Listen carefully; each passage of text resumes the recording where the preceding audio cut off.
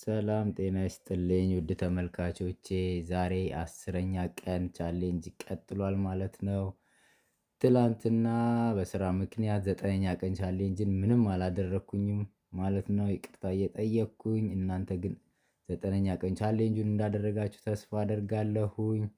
ዛሬ 10ኛ ቀን ቻሌንጅ ውጪ ላይ እየሮጥኩኝ ነው ማለት ነው። ለ40 ደቂቃ ያህል ሮጫለሁ እንደተለመደው።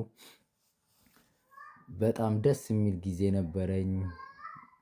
በጣም ቆንጆ ትንፋሽ አሳይቻለሁ ማለት ነው። በጣም አሪፍ ነው። ነገም 11ኛ ቀን እንደዚሁ ይቀጥላል ማለት ነው። እናንተም በቤታችሁ ቻሌንጃችሁን እንዳታቋርጡ ፕሊስ። እቺን 3 ወር አብረን በመቀጠል በጣም መልካም ለውጥ እንደምናመጣ ተስፋ አደርጋለሁኝ ማለት ነው። ይሄው እዚህ ጋርም ደግሞ እንደምታዩት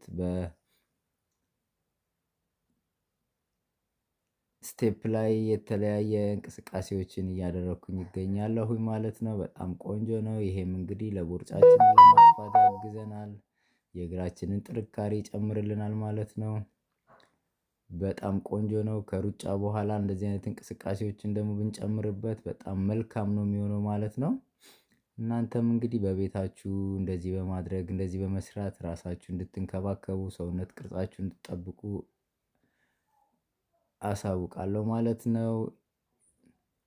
ነገ ደግሞ 11ኛ ቀን ቻሌንጃችን ይቀጥላል ማለት ነው።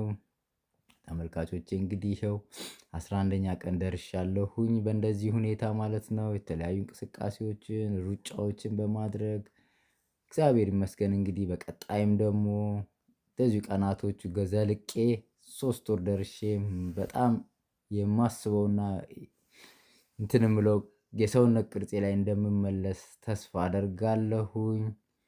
ከዚህ በኋላም በቀጣይ ዘመኔን እንደዚሁ ራሴን በመጠበቅ ለራሴ ጊዜ በመስጠትና በመንከባከብ ስፖርታዊ እንቅስቃሴዎቼን ሳላቋርጥ በተከታታይ ጊዜ በማድረግ ፕሮግራሜን ሳላዛባ ለመቀጠል አስቤያለሁ፣ አቅጃለሁ ማለት ነው።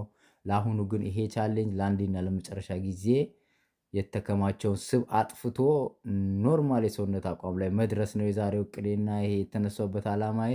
በቀጣይ ግን በቃ ይህንኑ አቋሜን ይዤ እያስተካከልኩኝ መዝለቅ ነው የምፈልገው ማለት ነው። መዘናጋትን የለም።